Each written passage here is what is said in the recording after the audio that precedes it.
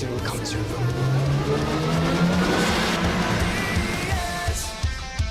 俺の夢を現実にするな。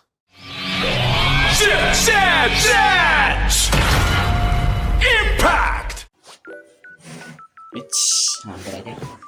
Ya, oke lah. Pembukaan saga yang cukup santai lah bisa dibilang ya.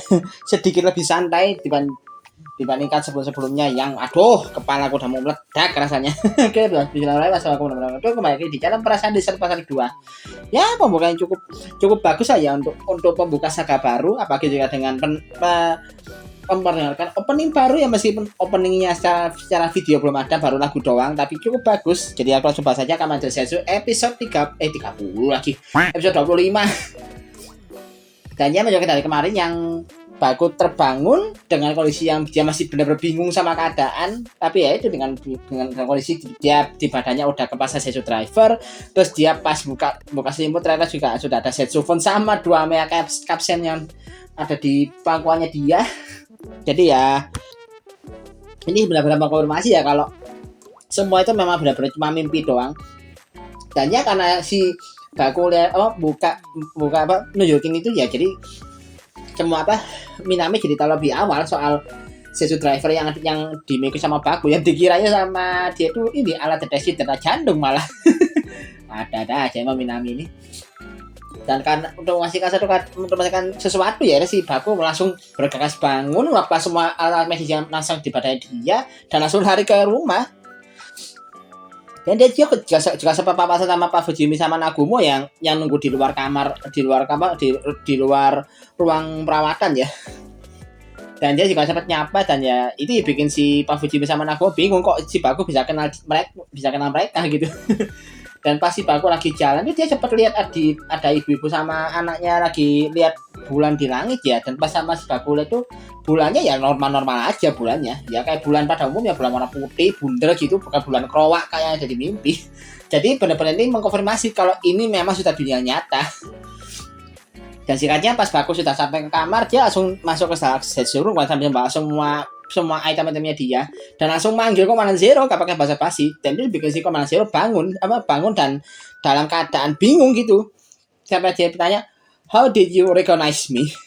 Dia bingung, tapi kok Baku bisa tahu soal dia. Ini kan kalau di waktu ini kan sebenarnya si Baku sama Komandan Zero kan belum ketemu sama sekali gitu. Tapi kok si Baku bisa tahu soal Komandan Zero, bahkan dia langsung nunjukin semua DX-nya ditunjukin semua itu, saat mulai dari bandnya dia, semua capsule-nya dia tuh ditunjukin semua. Yang bikin si Komandan Zero juga makin bingung. Ini kok capsule ini kan belum aku kasih ke kamu, kok kamu udah punya gitu. Nah, pas sama si Komandan Zero mau coba dipegang ya, si Baku langsung keinget kejadian di dalam mimpinya dia yang pas dia ditembak mati sama Tri ya. Yang itu bikin si Baku langsung insecure, panik, dia langsung ngambil beltnya dia dan langsung berubah jadi Senzu Physical Impact. Jadi kayak dia langsung mode siaga gitu. Sampai si Komandan Zero bingung kenapa si Baku kayak panik gitu. Dan dia akhirnya diceritakan soal mimpi yang dialami gitu, mulai dari dia tuh mimpi soal melihat kelakuannya Kode, terus juga dia ditembak mati sama Tri. Dia diceritakan semua sama dia ke si Komandan Zero. Dan Komandan Zero ya nyangkal karena itu cuma mimpi doang kan. Nah si Bakunya kan ya tetap ngotot tuh, kalau itu cuma mimpi kenapa ini item bisa ada, sambil dia tuh nunjuk ke dua Mea Capsen ya kalau salah. Dan sampai ke titik akhirnya di titik di mana si Baku itu ngancam Zero buat pergi dari situ. Jadi diusir Zero sampai dia itu udah siap-siap mau finishing pakai capsule-nya dia. Udah mau aktifkan finishingnya dia. Ya karena Komandan Zero udah bingung harus gimana. Ya udah dia akhirnya pergi, akhirnya keluar dari Senzu Room, dan juga akhirnya pintu tempat Komandan Zero itu keluar tuh sama si Baku langsung ditutup dan disegel pakai pigora sama rantai gitu. Jadi wah ini benar-benar kayak Baku udah mulai bingung, dan juga sepertinya dia udah mulai runtuh nih kepercayaannya pada Kode di sini. Kalau sih kayak gitu ya.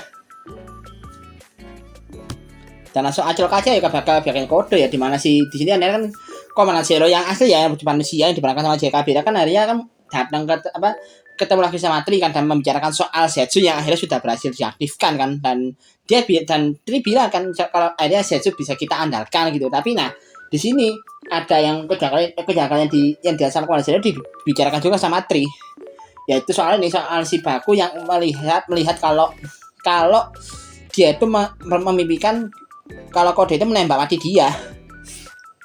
Nah kalau menurut Komandan Zero sih katanya ini disebabkan oleh kekuatan Zetsu yang unik ya, dan juga pengaruh dari Capsem yang tidak direncanakan. Ini nggak tahu ya kayak gimana maksudnya. Mungkin Capsem yang tidak direncanakan mungkin maksudnya adalah Dwama Capsem ya. Ini coba aku simpulkan sedikit ya.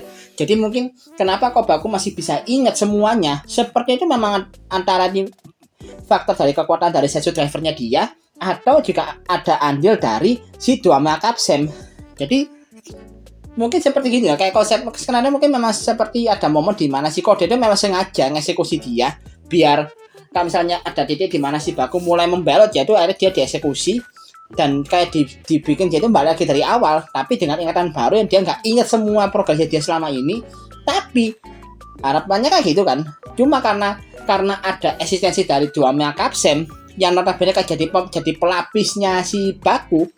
Jadi semua progresnya dia selama ini itu masih bisa masih bisa tersimpan gitu. Jadi semua kapsemnya dia itu yang sudah dia dapat selama ini masih lengkap semua. Dan juga bahkan lebih dari itu, ingatannya dia pun juga masih ada. Kan dia masih ingat kan sama kejadian dari awal dia jadi Kamen Zetsu, terus juga sampai ke titik di mana dia dinembak mati sama Tri, kan dia masih ingat gitu. Jadi mungkin ini ada kemungkinan ya ada andil dari Dwama Capsem yang juga sepertinya ya memang melindungi Baku biar semua hal yang dialami itu masih bisa dia ingat gitu. Atau ya ini memang pure kekuatan Zetsu aja kan, karena kekuatan Zetsu kan juga termasuk spesial dianggap spesial sama Kode kan, mungkin juga karena itu juga.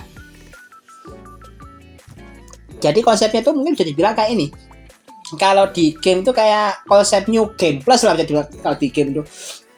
Jadi kayak kita main game, kita udah progres jauh gitu, terus kita ada save-save-nya kan, kita mulai dari awal, kita mulai main game lagi dari awal, tapi dengan kondisi kita save-save-nya masih bisa pakai save-save-nya yang sudah ada. Jadi kayak misalnya item dan juga skill itu masih bisa kita pakai di new game yang baru ini. Jadi konsepnya kayak gitu sih, kayak konsep New Game Plus lah konsepnya Baku sekarang itu. Dan karena hal ini juga ya akhirnya jadi gimana ya, bisa dibilang ya memang Dwama Capsem ini kayak ini benar-benar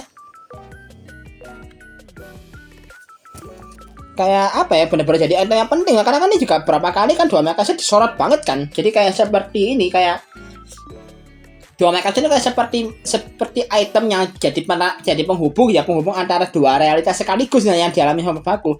Realitas yang dia lihat di dalam mimpi sama realitas yang dialami sekarang, yang notabene kan kayak balik dari awal lagi gitu. Jadi kayak kesannya ya itu ya sebagai pelindung biar semua progresnya Baku itu masih tetap ada, termasuk ingatannya dia. Dan karena hal ini juga akhirnya si Kode kan terutama Komandan kan akhirnya mengalihkan prioritas dia ke arah lain, yaitu kode Somnia yang selalu bahas kemarin tuh.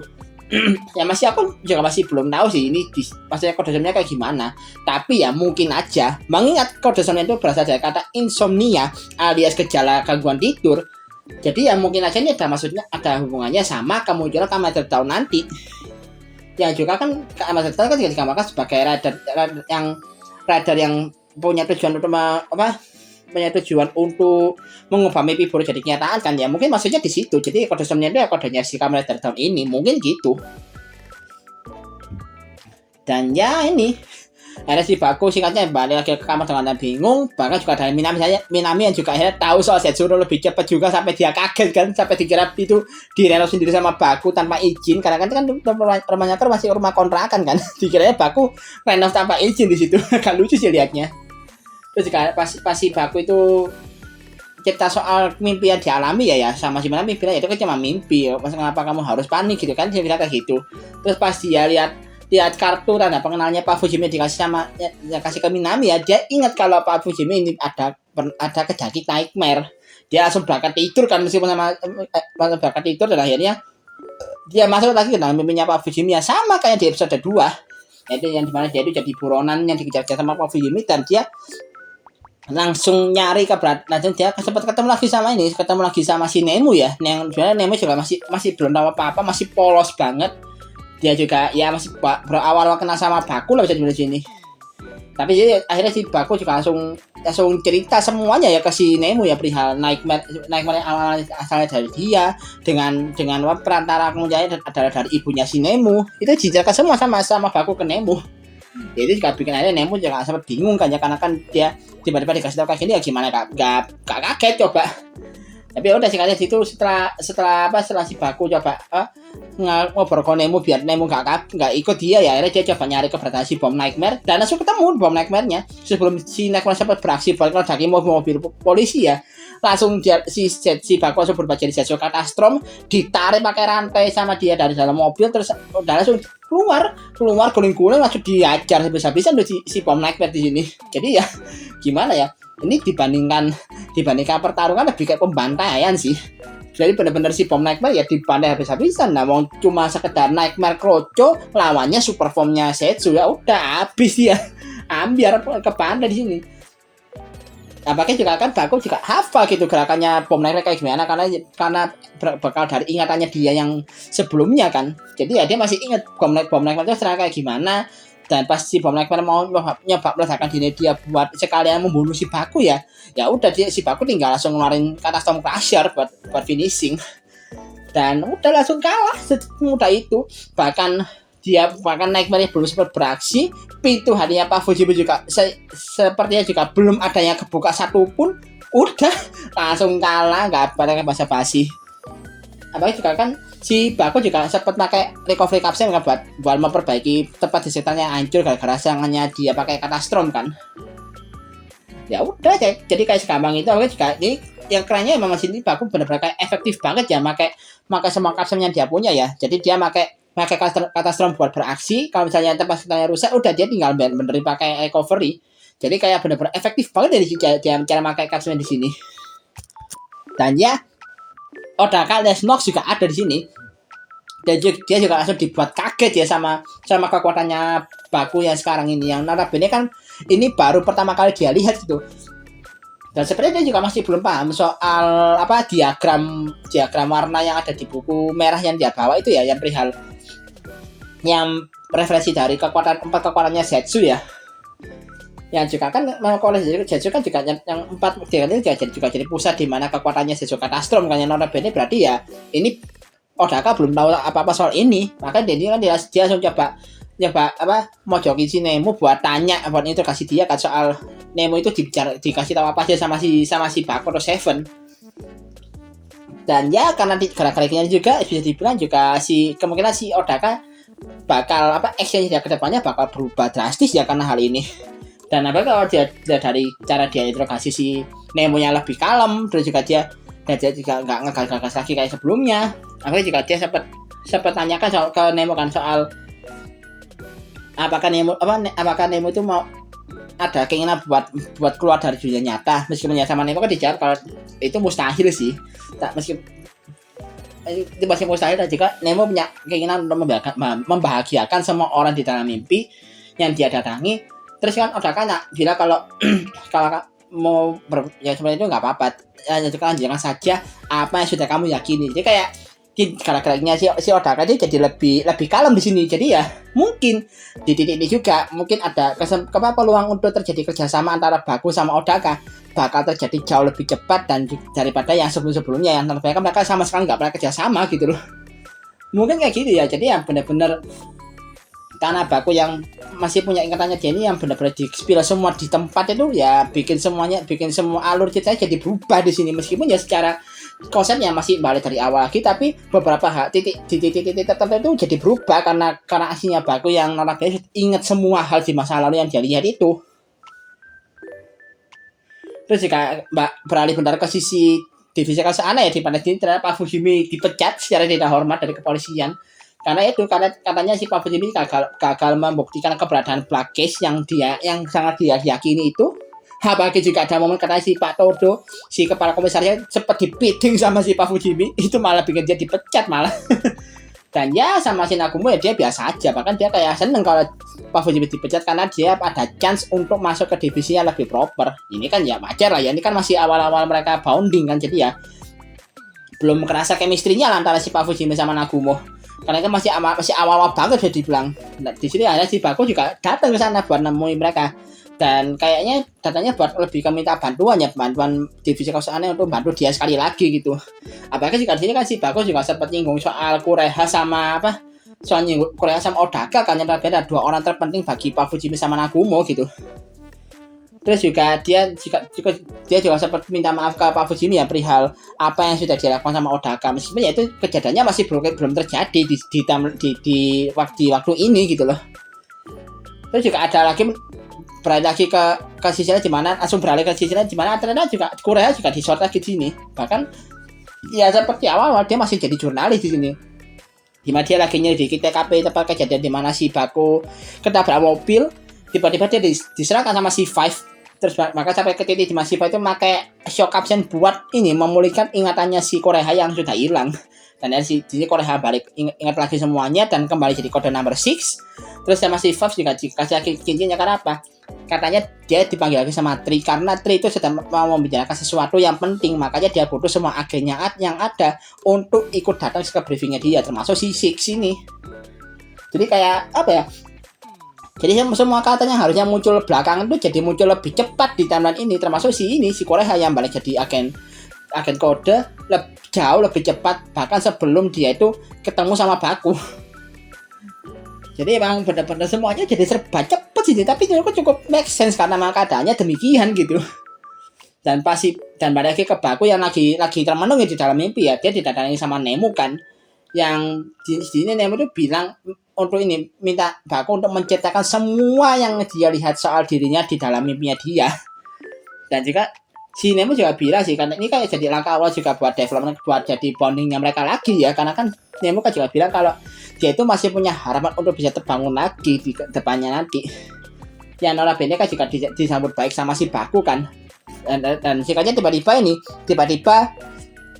dunia mimpi tempat mereka ngobrol itu tiba-tiba kayak bergetar gitu kan, yang ternyata itu adalah efek dari Minami yang nyoba bangunin Baku di dunia nyata karena si Pak Fujimi datang ke tempatnya mereka buat tanya-tanya gitu. Mungkin dan ini juga sampai dunia mimpi sampai runtuh ini mungkin ya maksud memanggil yang disinggung sama The Lady di beberapa episode kemarin mungkin maksudnya ini kali ya. Jadi karena aksinya Minami buat bangunkan Baku di dunia nyata itu kayak misalnya digoyang-goyang lalu diteriaki, dan itu kayak bisa langsung nyambung ke dunia mimpinya Baku, makanya Baku bisa dengar panggilannya si Minami dari dalam mimpi. Bahkan kalau saya jadi goyang-goyang gitu ya udah dunia mimpinya bisa langsung bergetar kayak karena efek dari goyang-goyangannya si Minami. Jadi mungkin gitu ya. Jadi kayak nyambungnya di situ. Mungkin maksudnya memanggil di situ kalinya maksudnya si The Lady. Ini nah ya aku mikirnya gitu aja sih, karena memang kayak make sense aja kalau disinambungkan gitu. Nah ini juga akhirnya karena si Pak Fujimi juga datang ke sana kan ya, dia tahu soal Zetsurum lebih cepat juga di sini. Dia tahu soal Zetsurum dan juga dia juga sempat jelasin ke si Minami kan soal Blacklist kayak gimana. Dan di sini dikasih ada si Baku langsung menghubungi mereka berdua lewat Zetsufone yang disambungkan ke patung kucing yang ada di nah Zetsufone-nya dia kan disambungkan ke patung kucing ya kalau salah, patung kucing yang ada di Zetsurum sebagai kayak layar proyektor gitu buat video call gitu bilang lah ya. Dimana dia itu langsung jelasin semuanya, dan juga di sini ada mereka tahu soal Baku yang notabene kayak gimana, yang di dalam itu kayak gimana. Dan juga ini juga Pak Fujimi sebenarnya datang ke sana itu juga mau mempertanyakan soal bukan dia mau menerima kerjasama dengan Baku ya, justru dia mau nyoba tanya kenapa kok Baku bisa tahu soal Odaka di sini. Terus kasih-kasih di sini juga ada Nagumo yang datang belakangan, yang juga dia itu juga tanya kenapa kok si Baku bisa tahu soal Kureha gitu, dijelasin semua lah. Meskipun ya awalnya kan dikiranya kan sama si Minami kalau si Baku cuma asbun doang kan di sini. Nah di sini akhirnya dijelaskan kalau si yang diomong sama Baku itu bukan asbunnya dia doang, tapi mereka hasil dari penglihatannya di dalam penglihatan masa depan yang dia lihat di dalam mimpi alias precognition dream. Bisa nyambungnya ke situ. Jadi semua hal yang terjadi dari episode 1 sampai episode 24 itu adalah bagian dari penglihatan masa depan yang dilihat sama Baku di dalam mimpi. Itu yang bikin akhirnya si Baku punya satu misi yang notabene jadi tagline misi kali ini, yaitu apa? Don't make my dreams comes true. Yaitu mimpi untuk mencegah semua skenario buruk di dalam mimpinya Baku terjadi di dunia nyata. Itu juga jadi tagline mimpi yang ada sekarang dan juga jadi titik awal dimulainya saga baru Kamen Rider Zetsu nantinya. Ini aku cukup kaget sih karena bisa masukkan tema prekognisi di dalam cerita Zetsu ya. Sebenarnya prekognisi juga bisa masih nyambung dengan tema mimpi di Kamen Rider Zetsu ya, karena kan prekognisi itu kayak apa? Precognition dream itu kan seperti kayak ini, mimpi seseorang yang mengalami mimpi di mana yang dia lihat di dalam mimpi itu adalah gambaran kejadian yang sudah pasti akan terjadi di masa depan nantinya kan, meskipun ya belum dikenal pasti kapan kejadiannya bakal dimulai gitu, tapi itu kayak gambaran peristiwanya bakal terjadi nantinya yang dilihat, yang kayak di spill lewat mimpi. Ya kalau mau kasih contoh yang lebih simpelnya kayak gini lah. Kalau misalnya kalian udah nonton anime Cardcaptor Sakura, kan kata utama di sini si Sakura kan punya kemampuan di mana dia bisa melihat masa depan melalui mimpi kan. Ya kayak pas dia mimpi ketemu sama Yue di Menara Tokyo, terus pas dia ketemu Ariel di gerbang taman pas dia yang notabene Ariel lagi nguji dia sebagai pemilik kartu Claw yang baru. Nah, kayak gitulah, itu kan mimpi yang terus berulang dan notabene mimpinya sama terus, dan akhirnya dikesimpulan kalau itu adalah penggambaran masa depan yang bakal dihadapi sama Sakura nantinya kan. Nah, kurang lebih yang dalam sama Baku itu kayak gitu. Jadi kayak itu mimpinya bukan sekedar mimpi, tapi rekaman kejadian di masa depan yang sudah di-spill doang di-spill doang di dalam mimpinya Baku. Nah, karena hal itu dari Baku itu punya misi untuk mencegah agar semua skenario buruk yang terjadi di mimpinya dia itu nggak bakal terjadi lagi nantinya. Gila sih, jadi benar-benar lagi-lagi ini mau konfirmasi kalau semua kejadian di episode 1 sampai 24 itu cuma mimpi doang, sesuai dengan judul lagu yang ada di openingnya, yaitu Visions, yang berarti kan penglihatan. Jadi ya episode 1 sama 24 itu cuma penglihatan doang. Nah episode 12 ke depannya yang dengan opening baru yang berjudul Playback itu adalah konsep dimana semua kejadian dimulai lagi dari awal dengan skenario yang berbeda gitu. Ini cukup gila sih, pemulihan opening aja bahkan benar-benar dipikirkan sampai sedetail ini. Gila sih ya, tak kasih emang. Dan kalau lanjut ke preview ya cuma beberapa hal aja ya, kayak perihal Baku yang notabene mulai lagi rencana baru ya dia, terus juga The Lady yang mulai notice soal kemampuannya Baku yang bisa mengalami precognition dream ini. Lalu Kode jika mulai bergerak untuk menyerang Baku dengan perantaranya itu Shiva sama Six yang kembali muncul di sini. Bahkan juga ada Odaka juga di sini, atau Nox yang juga kembali bertambah dengan Five. Dan yang mungkin jadi main highlightnya adalah kemunculan pertama dari Kamen Rider Dawn yang bakal menyerang mereka berempat. Ya kayak itu doang sih ya.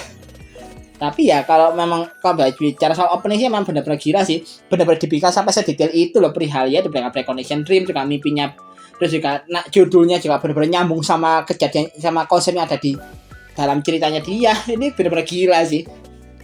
Dan ya aku udah denger kok lagunya Order Goblin kayak gimana. Aku udah denger berkali-kali, bahkan buat aku denger kan juga kayak B aja kan lagunya. B aja kan kayaknya cenderung ini lagunya kok kayak gini ya.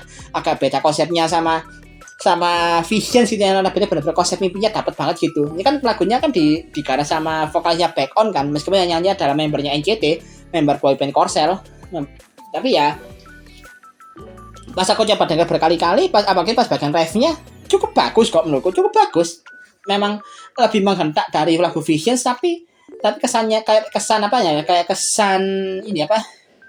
kesan memulai semuanya dari awal lagi itu dapat ya, kayak seperti cerita Zetsu seperti mau dimulai lagi dari awal, tapi dengan cara yang lebih menghentak dan lebih menggebrak, bahkan dengan metode dengan alur cerita yang jauh lebih berbeda dibandingkan sebelumnya.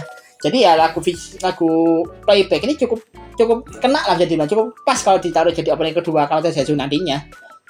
Jadi ya ini mohon maaf ya Akan Reza, untuk kali ini aku kontra sama sampean yang narbaya karena nggak terlalu suka lagu Playback ya. Tapi kalau kali ini aku kontra karena menurutku lagunya ini nggak terlalu buruk. Maaf banget ya ini. Ya kayak gitu aja bahasanya, aku juga bingung mau bahas apa lagi. Jadi oke lah, sekian dulu video kali ini. Like dan share video ini, sekali video ini. Subscribe juga channel kalau kalian suka dengan channel ini. Kalau ada makan, kalau sudah akan nambahkan jangan bisa tulis kalau komentar. Dan kalau masih tukar nambah juga bisa klik link terakhir di kolom deskripsi di bawah. Akhir kata, assalamualaikum warahmatullahi wabarakatuh. Salam dari Pas Anies 412.